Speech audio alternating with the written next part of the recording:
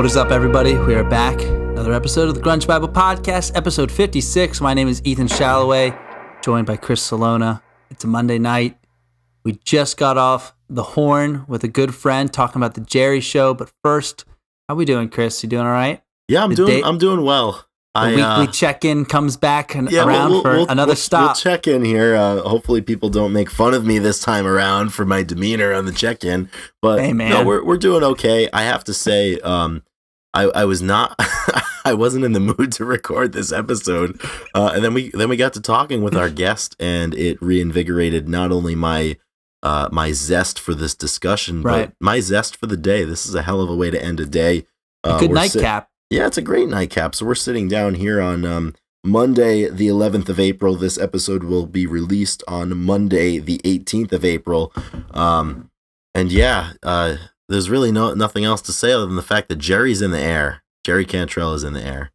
Jerry's in the air. So today we had actually my old boss, and I gave an intro on the episode, but his name is Andy Engleman, and we just knew that it made sense to have him on to talk about the show. He saw Jerry in Philadelphia, and then 2 days later, Chris got to see him, and I haven't seen him yet. We've decided on the show that I have to see him on Easter Sunday. He's playing, so it'll at the time of this recording, I'll hopefully have seen him because he's going to play in Nashville, about 2.5 hours away. So, but it just made sense because it's good conversation. Andy was there when it happened. He has a different perspective on the music and how it influenced him.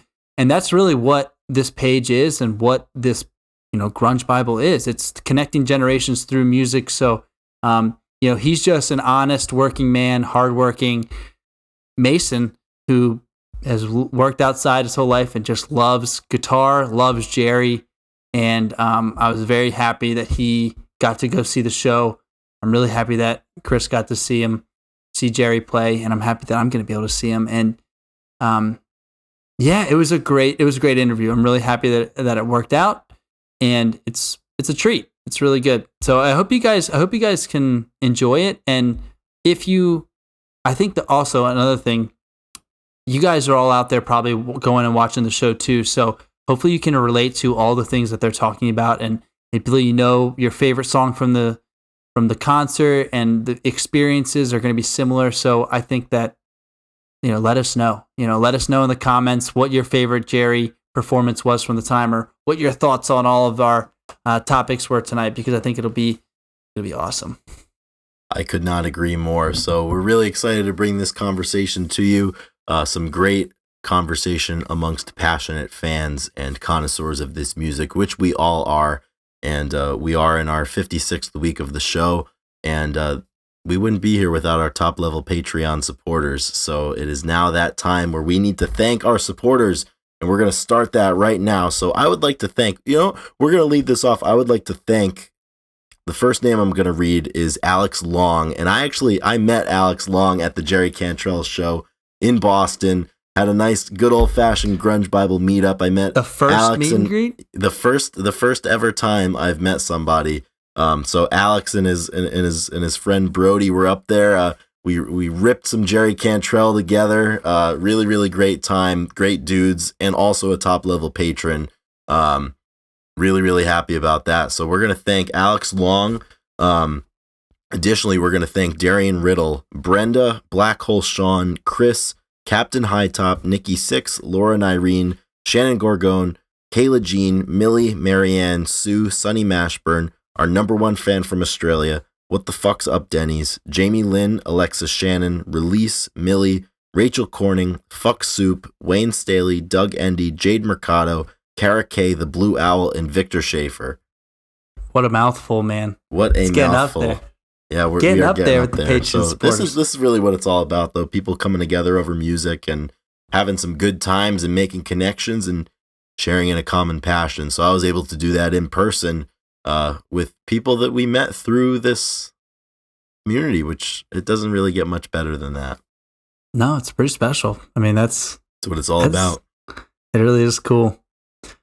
So without further ado, I think we cut to the episode. It's great. So here is our conversation with Andy Engleman about Jerry Cantrell and the Brighten tour. Roll the tape.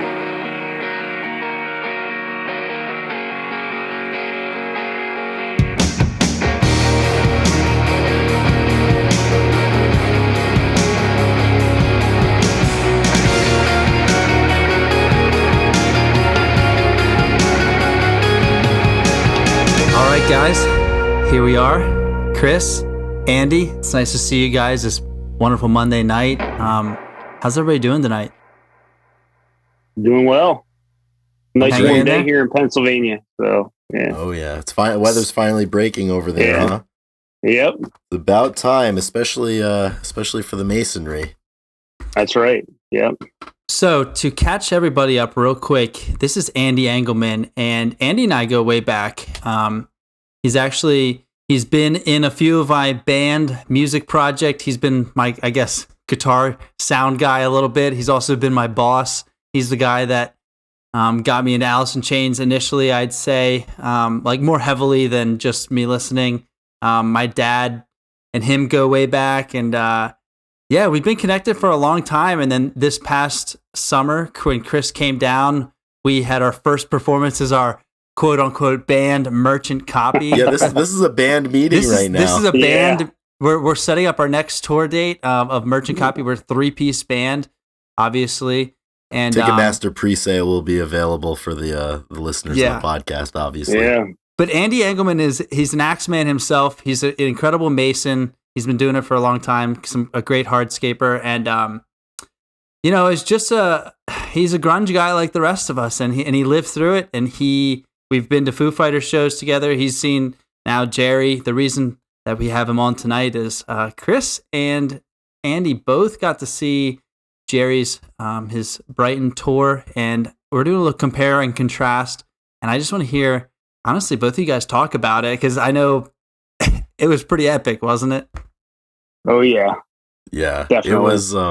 I had Andy, you had gone, I think, a couple of nights before I did. You went on a Sunday, and I went on a Wednesday. And I remember we Correct. were talking after the show, and you were like, "That completely blew me away." So I already had high expectations going into it, and then after chatting with you and your experiences, I was like, "This is going to be so good." But I was still I was a little nervous that I had set my expectations too high, but it didn't even matter because I mean, as soon as they came out, it was honestly one of the better shows that I think I've ever seen. I would agree. It was one of the better shows that I had ever seen. I mean, it's definitely up there. And I wasn't really sure the way he was going to go with it. I didn't know what to expect. When an artist comes out with a solo album, are they going to focus more on that? Or are they going to focus more, are they going to throw a couple in from the past? But I think he mixed it in very well, Yes. And so what was the flow? Did he come out and did he start out with some solo stuff, or did he come out with something that everybody wanted what to blew hear me in a way? away was, in Philadelphia at the TLA, he came in full force with Them Bones. I mean, opening up with Them Bones, and I was like, wait, okay, here we go.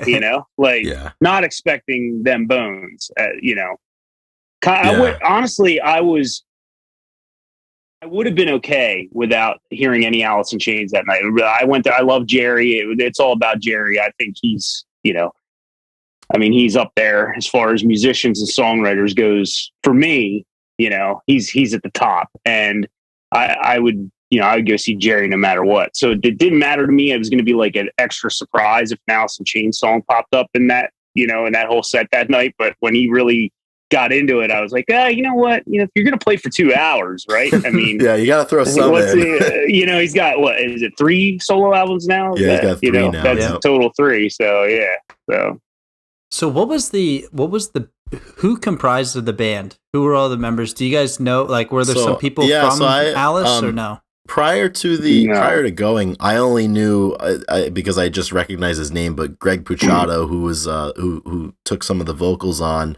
But otherwise, he had Tyler Bates, who played a lot of lead guitar, Gil Sharon on the drums, George Adrian on bass guitar, Michael Rosen on pedal steel, and then Jason Achilles on the keys. So I'm not very familiar, I don't think, with any of them, but you could tell. I mean, they must have spent a lot of time playing together because they were super, super tight when I saw them. And I know by this point they had been, I think, 6 or 7 shows deep into the tour. So kind of felt like they're really rounding into form by the time that we were able to see them. Yeah. I mean, he kind of made some references as he was talking about, the first couple shows, they were really shaking out the bugs and stuff like that. And I guess they had some, there was a bass malfunction at our show. Uh-oh. And Yeah, they got into Bright. I think it was Brighton actually, and there was no bass, and they're like, and Jerry goes, he just stops the show. He's like, "Hey, hold on, stop." He's like, "We're gonna do this awesome for you guys," And he brings Brian, his tech, comes out and starts, working on getting everything back together. They thought apparently, I guess in some previous shows, they must have blown up some amps, and they thought now the bass player blew up an amp. And so, anyway, so then they found out it was just like the bass. It was the actual bass itself.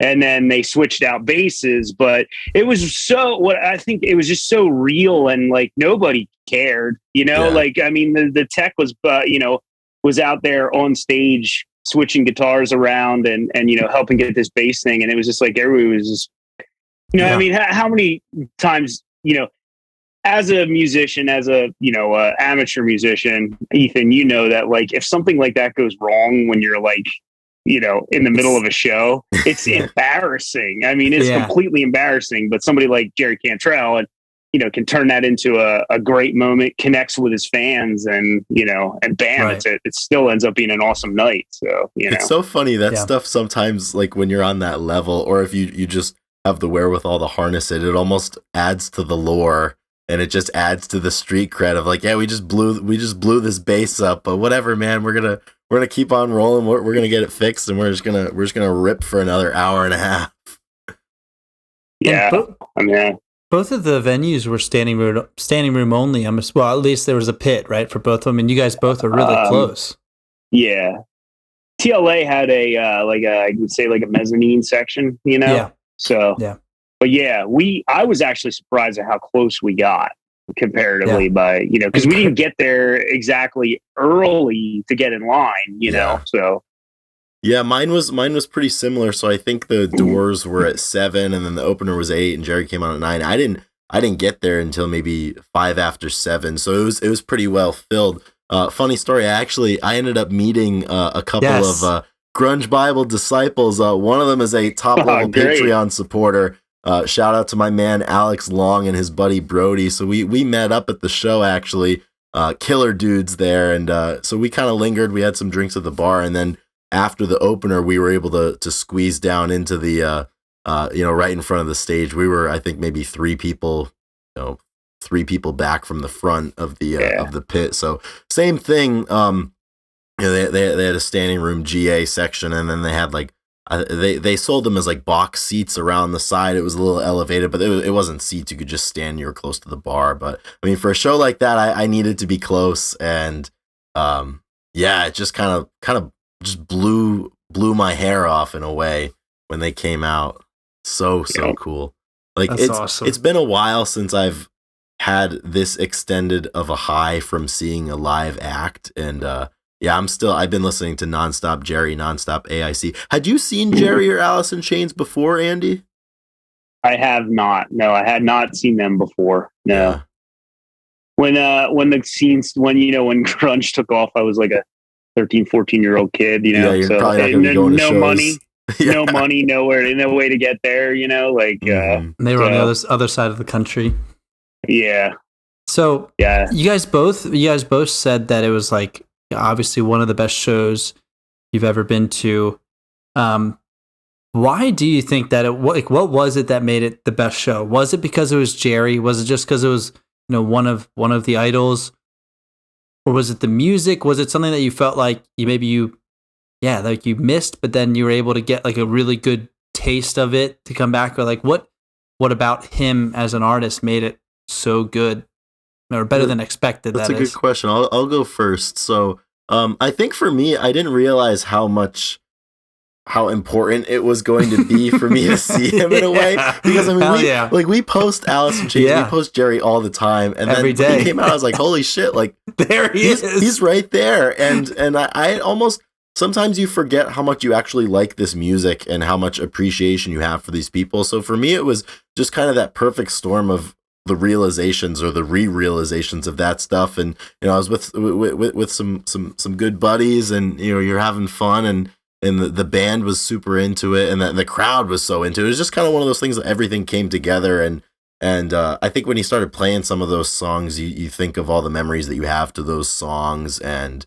how you discover them and the way you feel about them and the way they make you feel. And then to have that in a live setting, I just thought was so cool, especially because at this point we're quite limited with the individuals from that era that we can see. So just the fact that we're able to get out and see someone like Jerry, and he's healthy, he's well, and he's still just playing his nuts off like it's crazy is so. Yeah. I don't know how else to say that, but so that was it for me. It just kind of that realization, like, wow, this is the real deal. What about you, Andy? Because I mean, your fandom stretches back. Well, I was gonna say, what is it like seeing somebody that you grew up listening to so much but never had a chance to see? I feel like that would be its own special. That's epic, yeah. It is. It is, but it's something where, you know, I've kind of kept up with Jerry and what he's been doing my whole life. So, you know, anything that comes out in an interview with him, or, you know, Gibson just recently did Icons, you know, with him. And, you know, I just always, if I could listen to an interview, somebody telling a story, you know, of whatever, you know, to me, Jerry is a very real person. And I think, you know, not the rock star, I don't want to, you know, not the David Lee Roth type, you know, flashy, you know, out there, you know, but he's just a real, you know, and it was like, hey, this guy's real. And there he is, you know, like 10 feet from me, but he's really cool. And I think for me, being a musician, there's ways that you grow as a musician. You know, you're this young punk kid and you just want to play as hard and as fast as you can, you know, and, you know, blow the room out. And, right. You know, you want to shred and you want to be the fastest guy out there. And, I think there was moments that night that took me back to that era in my life when, look, the first time I ever heard these guys was on the Singles soundtrack. You know, I had the Singles soundtrack before I had Dirt, you know? Yeah.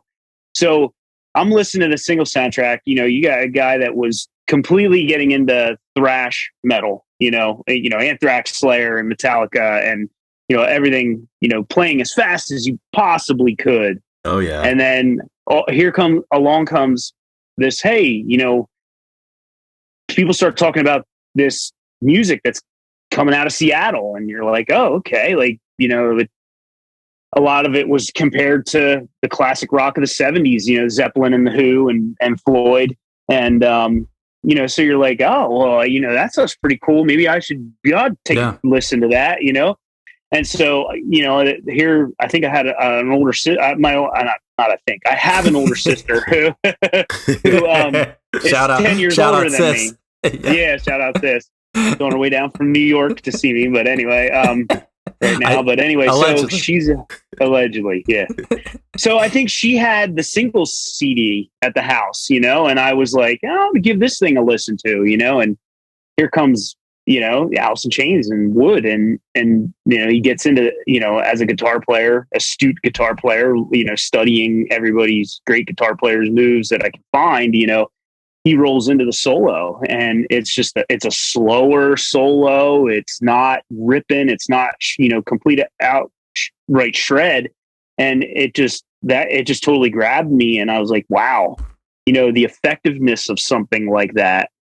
And he's not doing anything real super flashy, but it just grabs a hold of you and it just pulls you in. And I think from that moment, it was like, man, I gotta find out who this guy is, and I gotta listen more to this band, and, you know, and then it just, you know, and then, you know, and then it was like, oh, and Jar Flies, and then that, you know, Ethan and I have talked about this before, you know, how, you know, the next album, Jar Flies, was like, oh my gosh, this guy can totally, like you said, he can rock his balls off, but, you know, he can go back to something, you know, like. Yeah, like 100%. The Jar of Flies, even the stuff on SAP. Right. I mean, exactly. That was in the Dirt era, you know, and then right side by side, you have the two sides of the coin. And it's funny because this was a long time ago. I think, Andy, when you and I first started communicating, like we had a conversation once and you said that you thought that Jerry Cantrell is probably one of the most versatile guitarists ever, basically. Yeah. And I thought about that when I was watching the show, actually, you saying that, because when it's all on there, or when you're subjected to all of it within like an hour and a half or 2 hours, and he's playing the fast, like shreddy type stuff, because some of Alice's stuff was kind of like that earlier on, and then he's slowing it down, and it's just one after another. You don't know. I mean, he could do it all, and it's so impressive, because one, he can do it all. Two, he's incredibly talented at whatever he does, and three, it all sounds so good.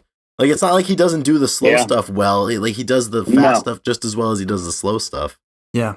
He's super clean. He's very efficient in like all of his moves on the guitar. And like, I was going back and listening to like Boggy Depot and Degradation Trip, and the stuff on there is, I mean, we were just talking about off camera. Like, I mean, it is so, his solo stuff is, you know, I don't know, so parallel with all of Alice in Chains' discography in such a beautiful way. Like he is so true to his style, and he's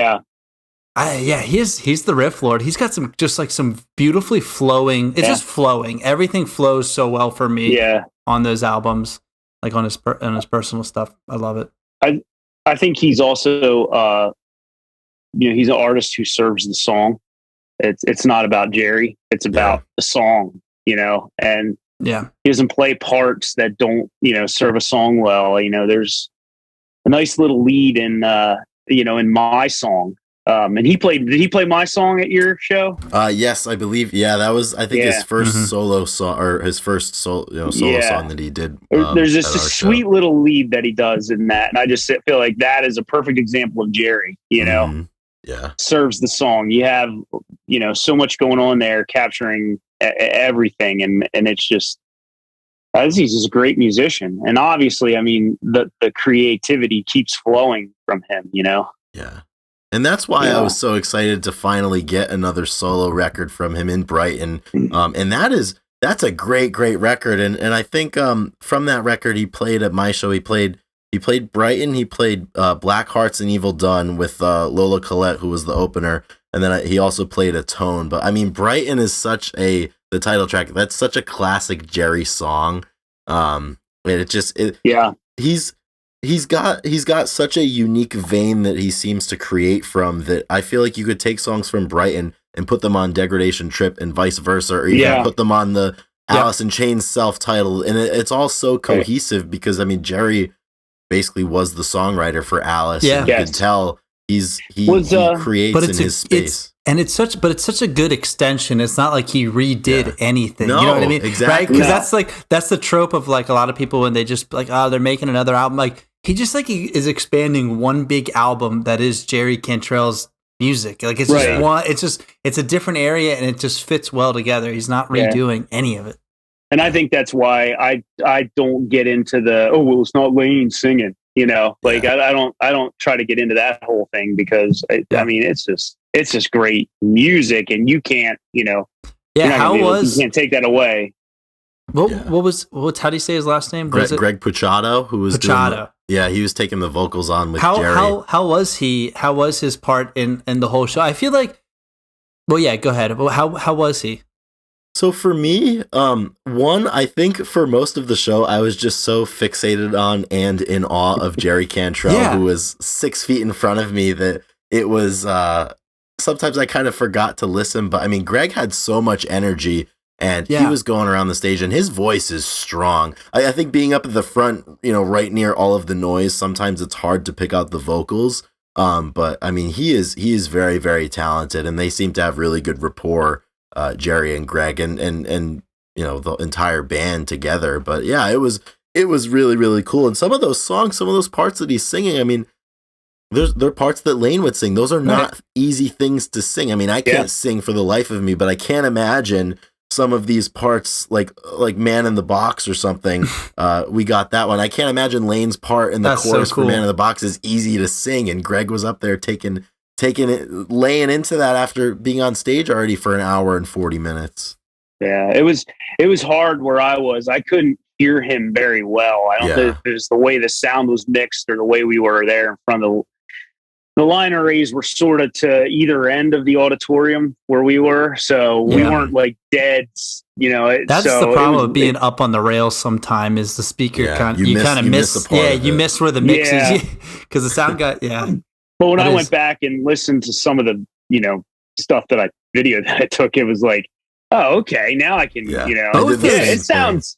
Yeah, both those videos, like when you guys sent it, like one of you sent a few, well, you both sent solos, but like, it came through so good and crisp, and it was, you could just see like, it was just a flowing night of music. It was great.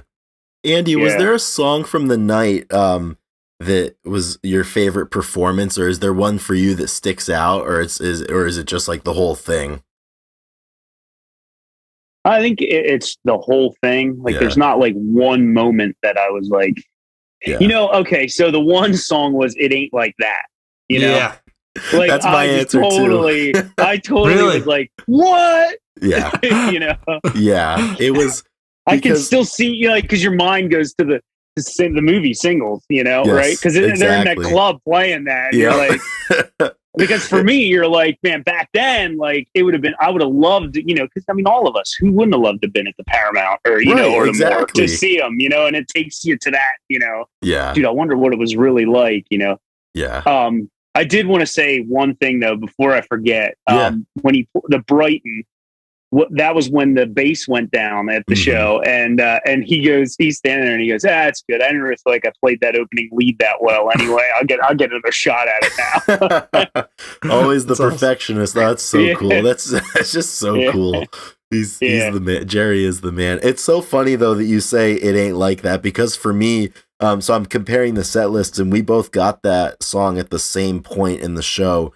It was the 13th song that they played in both of the shows that we went to, but it was the same thing. I mean, I was just in awe the whole time. And then there was something about that song when they came in with that. It took it to another level, which was, I mean, it was unbelievable. And I felt similarly at the beginning. So the first three songs that I heard were Them Bones, Psychotic Break, and then they went into Sea of Sorrow, and Sea of Sorrow was another one. You got I got Sea of Sorrow, and I got Me Wrong, which I don't think you got Me Wrong. No. Yeah, that was super cool. That's like one of my favorites. That was awesome. I've been playing it on my guitar the entire week. Like my neighbors probably want to kill me because I've just been playing along to the unplugged version. But yeah, there were a couple of moments like that where I was just like, wow, this is unbelievable. So what did Andy get that you didn't then? What songs were different? So it looks like Andy got Check My Brain instead of Got Me Wrong. And then he did get there were a couple of swaps here. I think you also got I'm trying to see here. You got Heaven Beside You. I did not get that one. Yeah. Because I believe I had texted Ethan, or I put that in the text. I think that was he just went into Heaven Beside You. Yeah, in a group text. And, how was that? Oh yeah, it's probably awesome. Yeah, that would be such a good one. Rooster, you got Rooster? Did you get Rooster? I did get Rooster. Yes. Yeah, that one I was like, I believe the encore. It was the same for both shows. It was I think it was a Tone Man in the Box, Rooster, and then the Elton John cover that he did.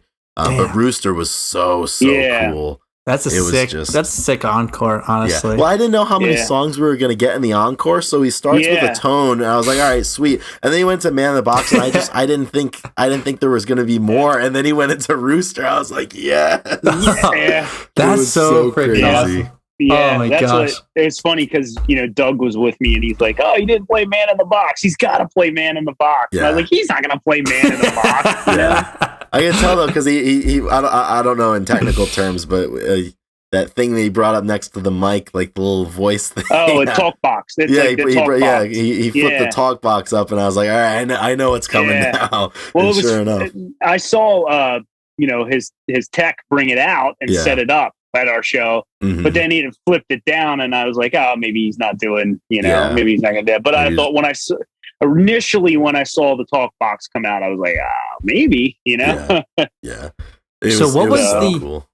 What was the What was the clientele of the crowd? What was it all old heads? Was it all like grunge, or like were they singing every word to every song? Like how educated was everybody? Kind of the same place as, I mean, probably you, Andy, probably not as many people running grunge pages like you there, Chris. Andy, what was it like in Philly? I thought it was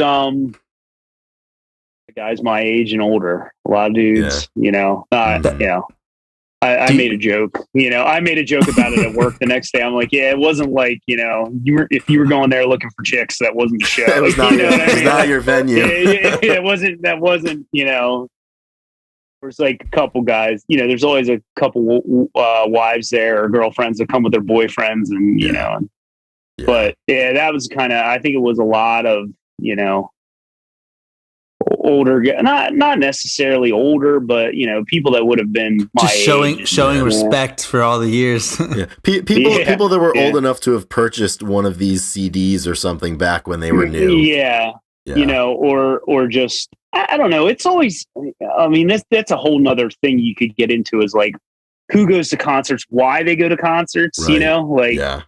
Like it's, for me, I go to them when it's somebody that I'm like super, super into. So, but I mean, I don't know, Chris, like when he did Wood, right? For your show. Yeah. I mean, hear that. Where people jump, I mean, cause like everybody was like, as soon as the chorus hit, it was just the whole place was screaming into the flood again, 100%. Same old trip it was back then. Absolutely. Yeah. So that was that was kind of the theme throughout the night. So I'd say like all of like the Alice hits that they played, like I remember No Excuses, like everybody was singing along to the chorus for that one. Them Bones obviously too, but then Wood, Man in the Box, and Rooster. I mean, people, I think all the hits, it just turned into a big sing along. But I think the attendees at my show is virtually the same thing. I think a Jerry Cantrell show is kind of, in a way, like a connoisseur's show where you go to it not because like, oh, I'm going to check this out because it's in town tonight. I think everybody there had a story or had a connection to the music. And I was talking with some people that were old enough to have experienced it when it happened, and they were telling me about some of the shows that they had went to, and waiting in line at the record store to pick up Dirt when it came out or whatever. There were a few people my age and maybe a little younger, but predominantly I'd say people that were old enough to have developed a connection when the music was new. But it's always super cool too, because I don't know, you get these head nods, like I'm a younger guy in there, and somebody who's a little bit older, and like you're singing along or whatever, you're trading stories, and they're like, all right, like I've earned their respect. Yeah. Well, I would say, like you said, connoisseur. Like I feel like people go there, and it's like a full course meal to them, right? And sometimes when people go to concerts, like they go for like 3 or 4 songs, and they kind of have to wait for all the other songs to finish. But for this group, it's like you go and every song is like, yes. And like, oh, this one, yes. Like every song is like, it's just a rock and roll show, man. That's exactly what it is. That's exactly wall to wall. Yeah. Wall to wall there. And the horns are up, man. And it's like, the horns are up. You're screaming. Jerry's shredding. That's right. Yeah. I mean, you take the hat off, you're banging your head. It's like, this is what rock and roll is supposed to be, yes. I know, right here. Yeah, it's funny because I called Ethan the next day. Ethan, I was talking to you, and I think I said something to that effect. Like, that was just a rock show, and it was exactly what I needed, because it feels good to be in that environment and just to. It does. I mean, after 2 years of being like, I don't know, and now here we are, Yeah, and probably the other half of that is like he's. Jerry's obviously older than a lot of people that are touring, or like it's a different, like they're just giving the show the way it should be, and it's not trying to impress. You know what I mean? It's just super authentic, playing the songs from the heart, and it's not, trying to be seen or heard to get the next record label, stuff like that you get from certain bands. Yeah, I think that's awesome. I mean, he's proven himself. He doesn't have anything to prove to anybody. No. I think I take that away from almost 10 years into being into business, and it's like now it's like I don't have to prove anything to anybody anymore. You know, Right. like You don't need to worry about getting business. Yeah, it's already done. People, the phone's gonna ring, and and it's because they want the reputation that we've built, as a business, and that's the same thing with a band. A band is essentially a business, and the ones who learn to do that well succeed. It's Yeah. It's just 100%. I wish somebody would have told me that when I was 18. Not thinking that we were just a bunch of guys in the basement, with some guitars and drums, and thinking, oh yeah, Yeah. we'll make it. Yeah. All in all, I'm so happy that I was able to see the show and that I was able to see it in the setting that it was in. I think the one negative outcome of this, I think, is that I'm still thinking about, I probably will because I don't think it'll be expensive, but Alice in Chains, they're touring and they're coming close enough to me that I would go, I think sometime in September, October, but it's a big amphitheater, so there will be seats. It's a bigger crowd. Yeah. I mean, it's gonna be really hard to not compare the two, and it's gonna be really hard to not be disappointed just because that experience at the Jerry Cantrell show, being so close, and just hearing, and it's unbeatable. Just general admission, you're up there. It's it's loud, it's sweaty. There's no elbow room, but it doesn't matter because you're all there for the same thing. So, since you talk about it like that, comparing the two, and it came around, you guys both got to see it. I have an opportunity this Sunday, Easter Sunday. Jerry is playing in Nashville, and it's 2 hours north of me. I have obviously Easter Sunday. I'm actually going to be with my roommates. But Andy, what do you think? If I got back, Jerry would go on probably at 9:00, like he did for both your shows. 9 to 11. Yeah. Easter Sunday. Do I drive up and make it happen? Well, I would first do a little bit of research on that, because I just saw that they announced on Instagram a little bit ago that they do have some positive COVID cases in their camp. So they just canceled all their Florida shows. Dang. So I would first go find out if those before you drive to really Nashville. going to happen. Yeah. Wow. That might be it. best case scenario for a viewer. They'll postpone them because then they reschedule it. Yeah. So I just actually saw that on his Instagram page that they did cancel some shows in Florida. So wow. So if you're gonna do, it's 5 days, right? Is still the quarantine time, so they'd probably be fine. Especially in Nashville. So they canceled Orlando, St. Petersburg, and then they play Atlanta on the 15th, and then Nashville on the 17th. Okay. So you have a little bit of a buffer. The nice thing, though, Ethan, when this podcast goes live, your decision will have already been made one way or another. Yeah. I say you got to go. You got to go. I think make it happen. Make it happen. Yeah. I agree. I'll go see Jesus Christ. Jerry Cantrell. The same initials. They both have long hair, so I don't know if Jesus was as good Jesus as a guitarist. Christ is going to be around forever. Jerry Cantrell might not. That's the blurb right there. If I know Jesus at all, he was a rocker too, and he would understand, right? He wants you to see Jerry Cantrell. I say you absolutely. If it's feasible, I think you got to make it happen, because I was a little on the fence to go because it was a Wednesday night. I had to drive up. It was late. I had to work early the next morning. But when I was like, I was talking to you, Ethan, and you were like, yeah, you got to do that, and I did it. And that show that they put on, I think if you can see it, you have to see it.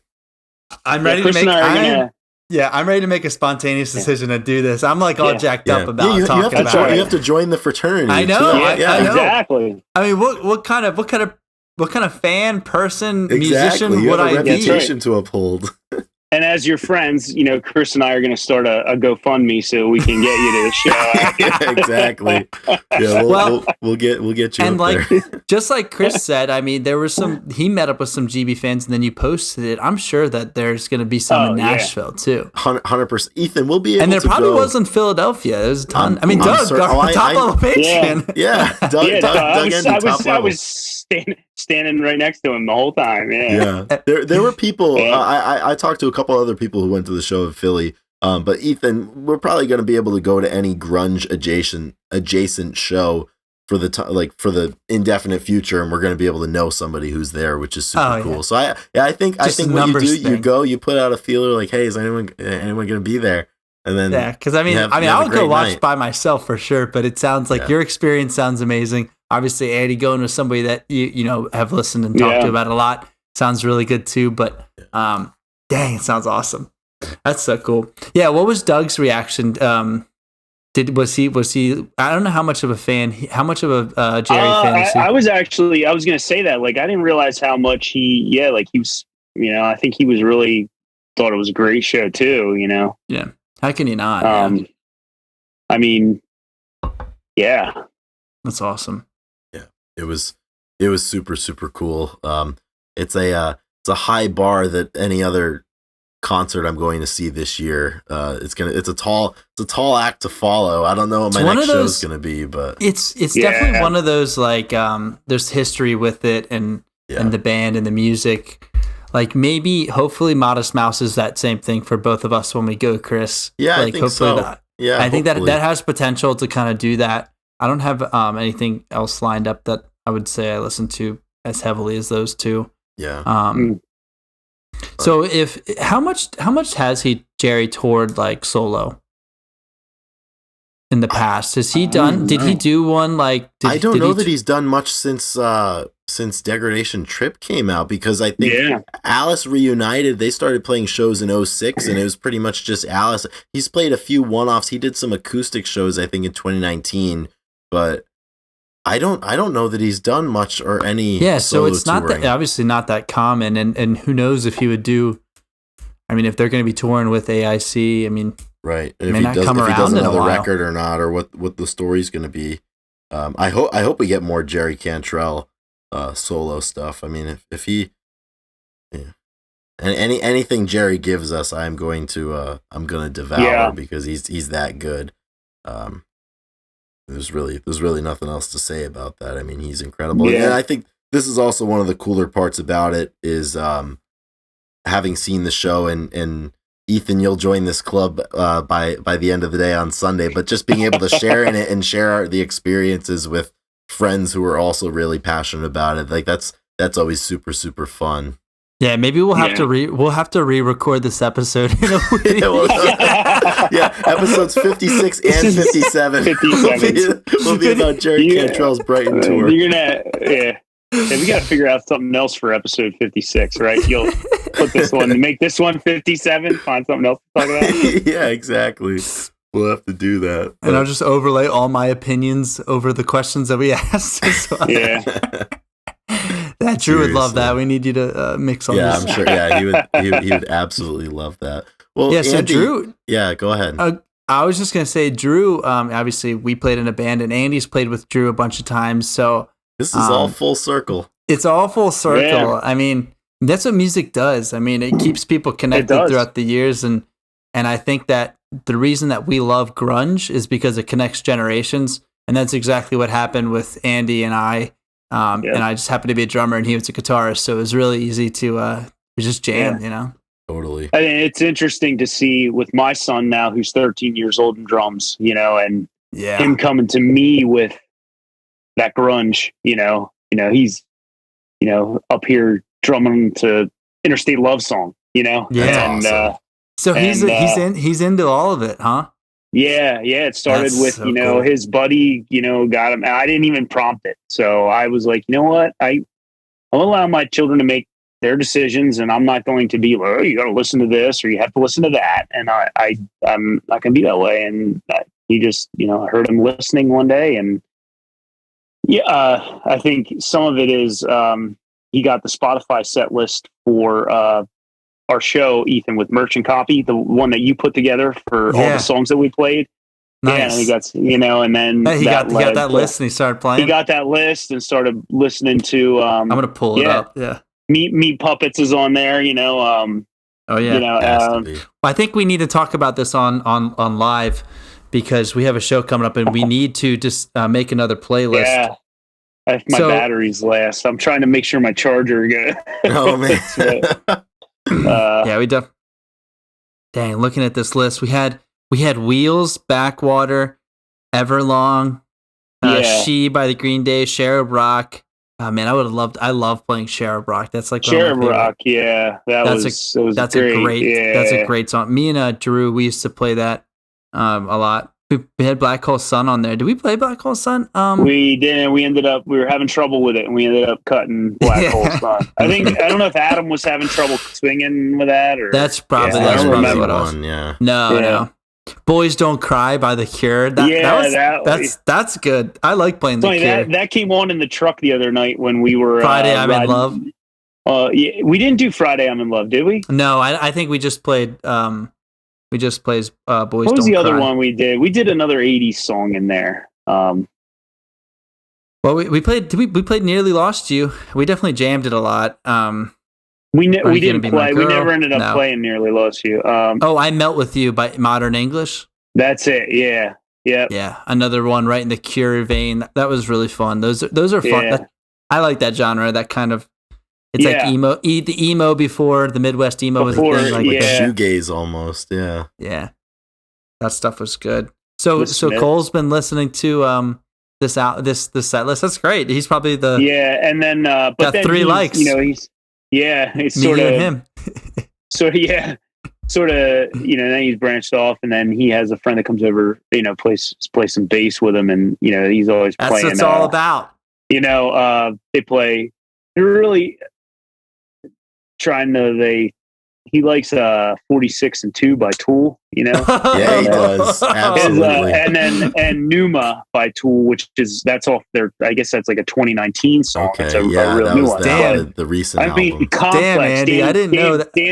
Danny Kerry, like complex drumming, and it's like, I'm like, so. I was going to say, Andy, I did not know that you're getting your kid into Tool. Should I be worried? Listen, I don't know about this, man. This is I don't know either. But this is extreme, dude. It's more worrisome that he's getting himself into Tool. Yeah, I was like, who's he hanging out with these days? But if you look at, here's another thing. Talk about a great musician is Danny Kerry, the drummer. It's just this stuff that he does, just blows your mind away. Like you would love his. I can't stand He's it. Unreal. You would love talking. But it is really just good. like.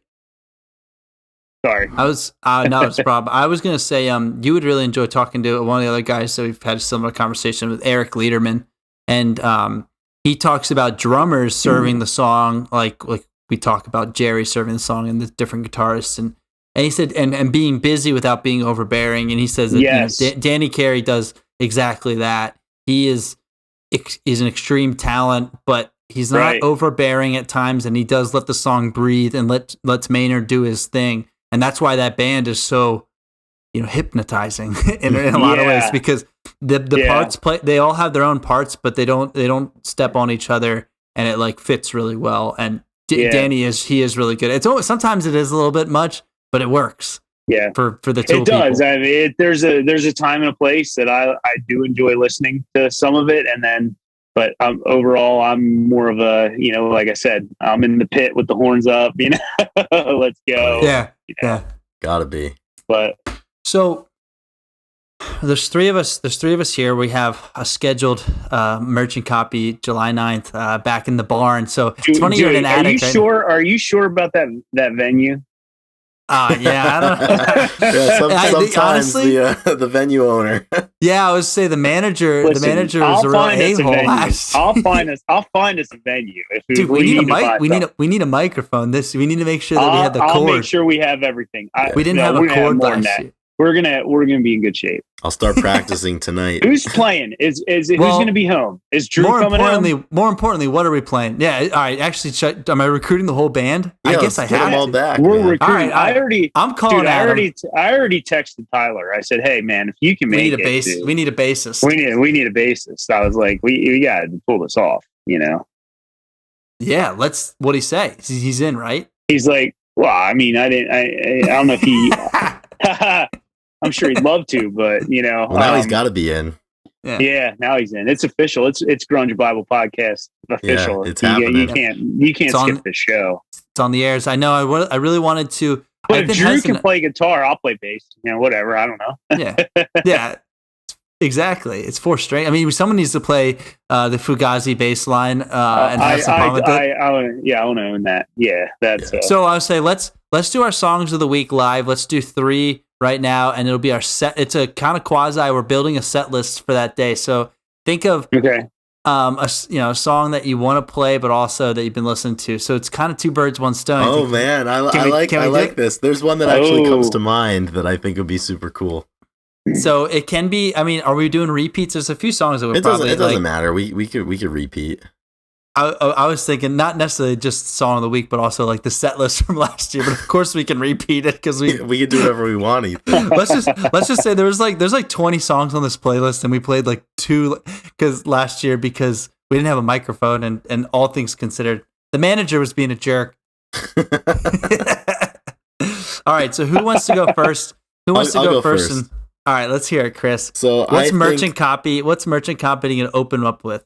So is this if this is the opener? It doesn't this one might serve well as an opener. This would be kind of cool as an opener. But my song of the week / desired song that we're gonna play. I mean, it fits the mood of tonight. It's got to be "Cut You In" by Jerry Cantrell. Oh hell yes! Oh yeah, that would be fun. That one. That would be really fun, dude. I love that song. I think I was telling Chris, like, it sounds like a Nirvana song and would be so cool if like we could hear them play it too. Like that'd be crazy. It's a different Jerry song for me. If people need to be convinced that Jerry Cantrell is the riff lord, I just show them "Cut You In." It's like that's all you need. Yeah.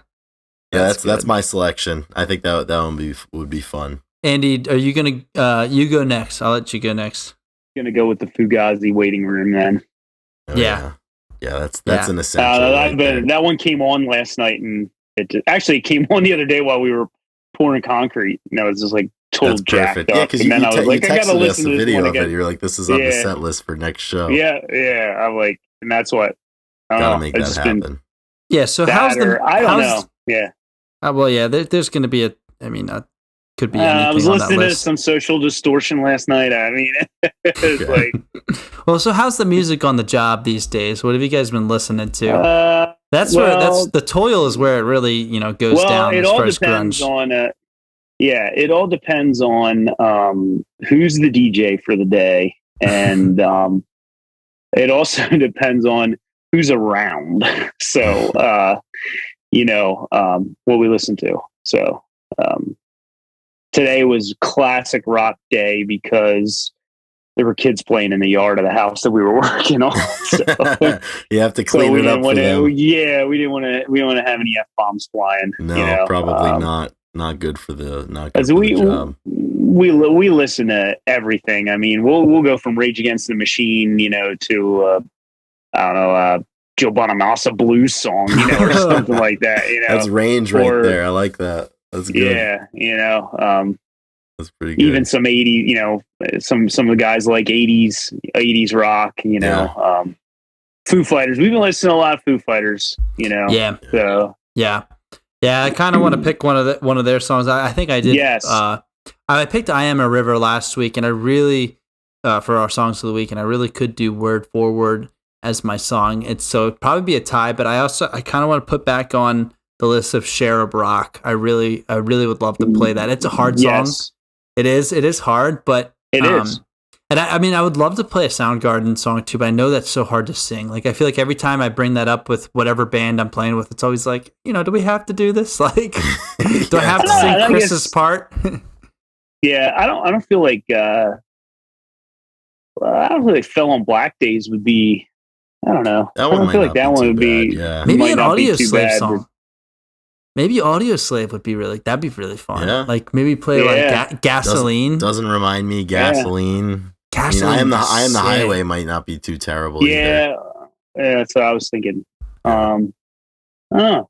Think about it. Listen, I think yeah, listen about it. I think I'm gonna go with Gasoline. There you go. It's kind of hard. That's a pretty hard song to sing. I don't even know who's singing. Are you singing, Andy? or is Adam? Well, if Adam can come home and sing. It's not as hard as Show Me How to Live, though, at least. All right, who put Wonderwall on this last year? Yeah, that was totally Adam. I don't know. The truth comes out. Somebody else put Amber by 311, and I'm sure shit that wasn't me. I hate that song. You get kicked out of the band for putting that. We ended up mixing that one. That one got cut, right? Amber by 311 got cut. It never had a chance to be played. I wasn't playing that song. There's no rock horns coming out in that song. No. You know what happened was our drummer didn't have enough stamina to hang on forever long. That's all I remember.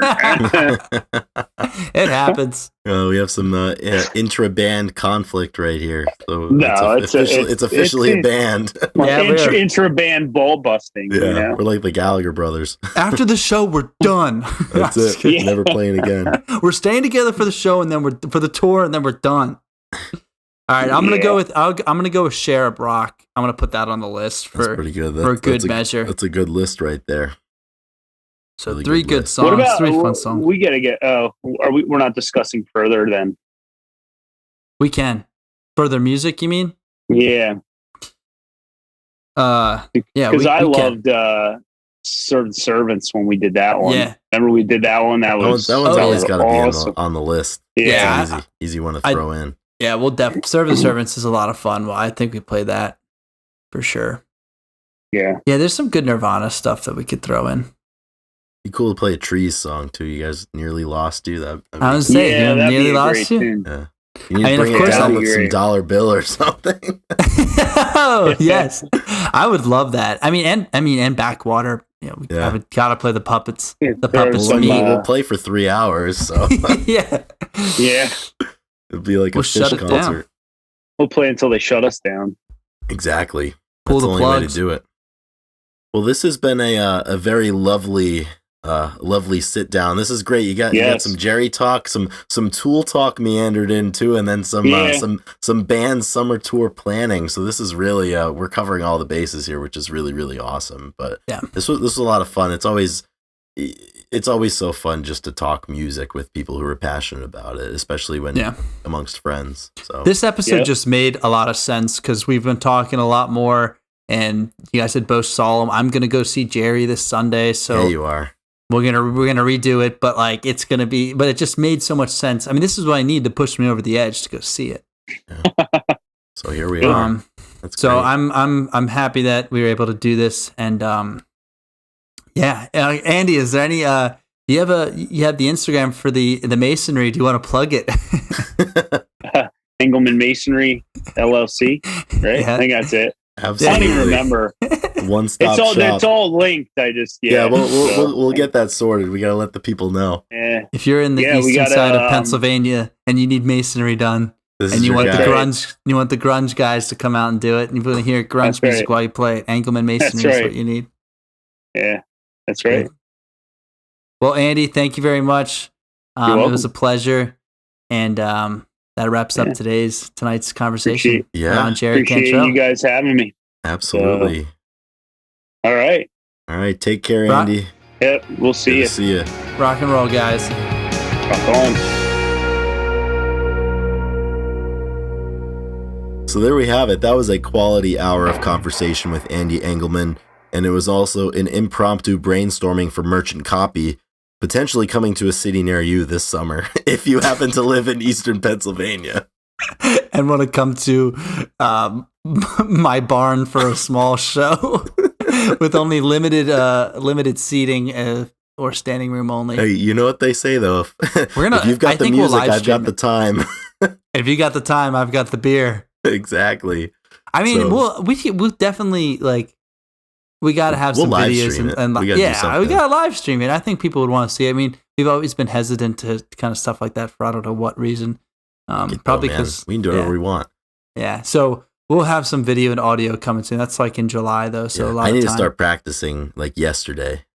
So that's why we're doing this. That's why I put it live. Exactly. There's no turning back now, but that was a lot of fun. Yeah, that was a lot of fun. Yeah, I really enjoyed that. We hope that everyone out there listening did. If you've seen the show, if you've seen Jerry's tour so far, let us know what your thoughts were, what your experiences are. If you have tickets, that's great. We want to hear from you. If Jerry's coming to a city near you and you don't have tickets yet, buy the tickets. It's a great show. I'm gonna buy them right after this. I think. Yeah, I think I'm gonna lock myself in. He's gonna lock in, and well, what more signs do you need if you're out there listening and you haven't locked in yet? Lock in. Be a person of action. Exactly. Someone's gonna buy that ticket. It might as well be you. Yep. Do you want to be a person of action today? I think you do. If you do, and Jerry Cantrell tickets are too much, like and subscribe to our podcast. Become a patron. Become a patron. That's if you made it to this point of the podcast, then do us a favor by doing something. Yeah, do something. Call to action. Put something out into the world. We don't care what it is. If you can't go, if you're not going to go to the Jerry, if you're going to go to the Jerry show, you get a pass. Do that. But if you're not, you got to do something. Yeah. So subscribe, leave a review, become a patron, buy some merchandise. Buy a shirt. There is a rumor that some Into the Flood Again stickers might be making their way out there. I don't know much about that though, but time will tell. But thanks everyone for listening to us today. Take this as your sign to be a person of action. Go out there and support something. Get some skin in the game. That's what you got to do. Yeah, this is an impromptu call to action. So get off your ass and go do it. All right. We love you guys so much. Love you guys. We love you guys so much. Till next week. Have a great week. Rock and roll, people. Rock and roll. Take care of yourselves out there. See you later.